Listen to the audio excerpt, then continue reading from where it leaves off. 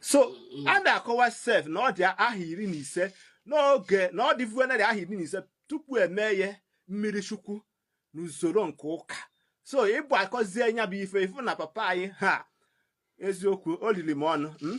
olili m ọnụ ka nsị na nga m abịa n'ụbọchị nketa ka nkọwapụtara Igbo ife mfo n'iru n'ebe a unu n'anya unu ga-afụ na papa anyị na-apịsị ụkwa ike na-apịsị ụkwa ike. Ọ sị na ọ na-eme ọtụtụ ife dị iche iche so na ọ ga-eji aka na-eme gị na-egbuwu ugiri na-akọkwa ife. So papa biko kwurigori ọtọ